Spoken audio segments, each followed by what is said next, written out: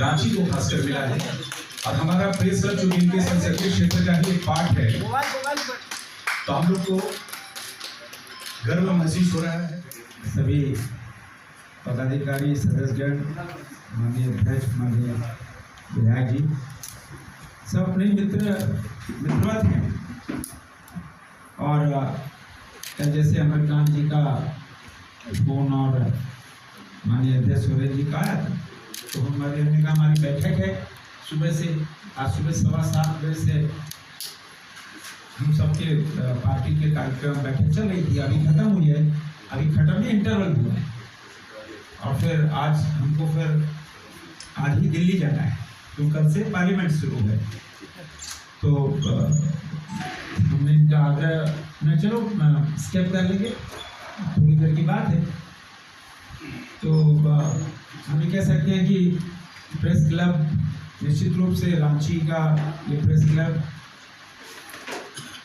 हिंदुस्तान के कई जो जिनके आधारभूत संरचना मजबूत है, इंफ्रास्ट्रक्चर, वो सबसे ज़्यादा रांची। हम तो दिल्ली के प्रेस क्लब में जाते हैं। तो अब इसको कैसे, हमें तो घर पड़ता है कि इसको कैसे सेल्फ डिपेंडेंट बनाया जाए। तो कभी फुर्सत के क्षण में रहेंगे तो एक बार इस पर हम लोग विचार करेंगे कैसे इसको, और हम सब इसका इंफ्रास्ट्रक्चर और मजबूत करके कैसे सेल्फ डिपेंडेंट हो जाए। क्योंकि अब बन गया तो बन गया, अब ये बहुत लॉन्ग टर्म है। और प्रेस क्लब तो एक ऐसी संस्था है जो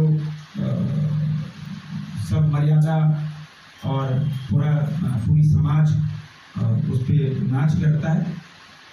और ज़्यादा कुछ कहने के लिए नहीं, किंतु मैं धन्यवाद देना चाहूँगा आप सबको। और जो मेरे प्रति माननीय प्रधानमंत्री नरेंद्र मोदी जी और आदरणीय रक्षा मंत्री राजनाथ सिंह जी ने जो विश्वास जताया है, और विश्वास पे हम खरा उतरेंगे, प्रयास में खरा उतरेंगे। और करीब मैं देर रात परसों देर रात में बहुत दूर हमको भेजा गया था योगा के लिए। बहुत सारी बंदिशें हैं, हर कुछ नहीं बता सकते। तो वहाँ से लौटे रात में, तो फिर कब यहाँ पहुँचे, फिर आज कार्यक्रम था, रात में पहुँचे, फिर आप निकल जाएंगे, कल से पार्लियामेंट शुरू है। किंतु हम ये जानते हैं कि अभी जिम्मेदारी कुछ बड़ी है, देश भर में तो घूमना है। और अब तो झारखंड के चुनाव है, अब झारखंड के चुनाव में भी ड्यूटी हमारी लगी गई, आज से लग गई है। तो किंतु हिंदुस्तान में कहीं रहे, मेरा घर तो रांची ही है, और हमने हर क्षेत्र में, अभी ऊंचागढ़ गए थे, आप बताना चाहेंगे आप पत्रकारों को, पिछले एक हफ्ते में ऊंचागढ़ गए थे। हमने अपने जीवन में कल्पना नहीं की थी कि जहाँ 47 डिग्री टेम्परेचर हो और 27 किलोमीटर, दिन में 11 बजे मेरा रोड शो शुरू हुआ था, 27 किलोमीटर लंबा आभार यात्रा थी। और ऊंचागढ़ के अंदर सभी ब्लॉक हम सुबह से लेकर रात 9 बजे तक, टेम्परेचर 47 डिग्री था। और चाहे निंडी हो, पश्चिमी, पूर्वी, चौका, चांडिल, ऊंचागढ़, सब जगह हजारों हजार लोग सड़क पे थे।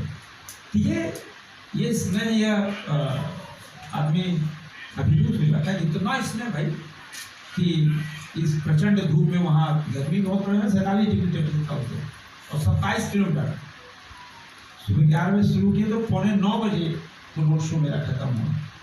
ये सब प्यार है। और पत्रकार मित्रों का भी प्यार है, आभार है। तो हमने वहाँ भी कहा था कि हम जितना ऊंचागढ़ पिछले 5 साल ऊंचागढ़ महीने में 5 बार 6 बार 7 बार चलते हैं। सिल्ली भी इसी तरह, जब चुनाव था तो लोग ने भाई ऊंचागढ़ तो बहुत पीछे जाएगा, ऊंचागढ़ तो खत्म है, ऊंचागढ़ ऐसा है। हम उसी ने से डिटरमिन नहीं, किसी भी कीमत पे ऊंचागढ़ से कम 40 से 50 हज़ार का लीड रहेगा। अब पहले वेरी फर्स्ट डे लोग बहुत हमको डरा रहे थे, बहुत डरा रहे थे। लेकिन हम कॉन्फिडेंट थे कि जहाँ 5 साल हम दौड़े, ऐसा कोई पंचायत नहीं था जहाँ हम नहीं गए पिछले 5 साल में। 1 बार 2 बार 3 बार। इसी तरह सिल्ली में भी डराया गया हमको, सिल्ली में तो आप तीसरे नंबर पर रहिएगा, कुछ नहीं है, कुछ नहीं है। सिल्ली की भी स्थिति थी, सालों भर हम सिल्ली, एक घर हमारा रातुल में, तो एक घर हमारा सिल्ली होता है। सिल्ली में तो महीने में 10 बार जाते, 10 बार, मिनिमम 10 बार। जिसका परिणाम हुआ कि राजनीतिक बहुत प्रतिकूलता भी थी, बहुत प्रतिकूल स्थिति थी। पीछागढ़ से 40,000 की लीड हुई और सिल्ली से कांग्रेस से लगभग 23,500 की लीड हुई। तो होता है, आप अगर क्षेत्र में उपस्थित रहो, काम कम बेसी तो चलता है, काम कभी कम होगा कभी बेसी होता है, लेकिन आप उपलब्धता आपकी कैसी होती है। आप देखो, इस जीवन के अंदर ना पैसे से आप कुछ नहीं खरीद सकते, पद से कुछ नहीं खरीद सकते, आप अपनी बोली से, अपने व्यवहार से खरीद सकते। आप इस जमाने में कोई 21 नहीं है, लेकिन आप अपनी वाणी से, अपने व्यवहार से आप 21 बन सकते हैं। मेरा प्रयास रहा कि चलो भाई, सबसे प्यार से खुद के भाई सबको राम राम करके चलो। तो जीवन का 65 साल बिता दिए, तो 66 साल में खत्म हो जाएगा कुछ दिन बाद। लेकिन अभी भी तो ऐसे ही ईश्वर अपना, देखो जाना सबको एक दिन है, लेकिन प्रस्थान में जब तक कोई गांव गरीब किसान का आदमी आंसू नहीं निकले, तो आपका पृथ्वी पर आना स्वार्थ नहीं। जब आप गरीब आदमी आपके पीछे आ दो। क्लब के अध्यक्ष सुरेंद्र सोरेन, सचिव अमरकांत जी और तमाम सम्मानित ऑफिस बेरर और सामान्य सदस्य के नाते मैं सभी का अभिनंदन करता हूं और 1-2 बार अपने बचपन के मित्र सबरी लाल की मौजूदगी में कहना चाहूंगा, क्लासमेट की मौजूदगी में। देश की रक्षा की जिम्मेवारी संजय जी आपके ऊपर है। आज पत्रकारों के बीच आप बैठे हैं, हम लोग के लिए गर्व का विषय है, लेकिन रांची प्रेस क्लब की रक्षा की जाए, रांची के पत्रकारों की रक्षा की जाए, झारखंड के पत्रकारों की रक्षा की जाए, मैं समझता हूं भावनात्मक तरीके पर इस बात की जिम्मेवारी भी आप व्यावहारिकता के धरातल पर अगर उतारेंगे तो हम सबको खुशी होगी। जैसे 2-4 उदाहरण मैं दे रहा हूं। हम पत्रकारों का काम बड़ा जोखिम वाला होता है। एक स्वास्थ्य बीमा को लेकर चर्चा हुई, कई लोगों ने आवेदन भी भरा, मैं भी भरा, लेकिन वो ठंडे बस्ते में गया, उसका क्या हुआ नहीं हुआ। हालांकि ये तमाम बातें मैं अपने पत्रकार मित्रों से भी कहूँगा, सब स्वीकार करेंगे कि डिपार्टमेंटल लेवल पर चाहे जो चीज़ हो, लेकिन आप एक महत्व की जिम्मेवारी के साथ एक बड़े ऊंचे पद पर हैं और आप चाहें तो उन सब चीज़ों को माइन्यूटली वॉच कर सकते हैं, मॉनिटर कर सकते हैं। पत्रकारों के स्वास्थ्य बीमा की बात हो,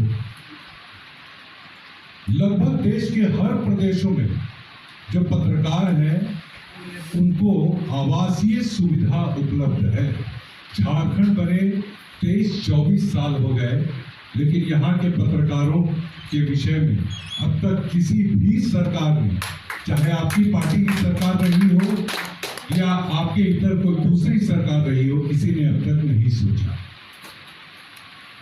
पत्रकार बिरादरी मूलतः कहा जाए, कहने में कोई गुरेज नहीं है कि बहुत सुविधा संपन्न नहीं है, न उतनी सैलरी है। रांची जैसे छोटी जगह में बहुत मुश्किल से हम अपना गुजारा करते हैं और आपके लोकतंत्र की मजबूती के लिए हम प्रयासरत रहते हैं।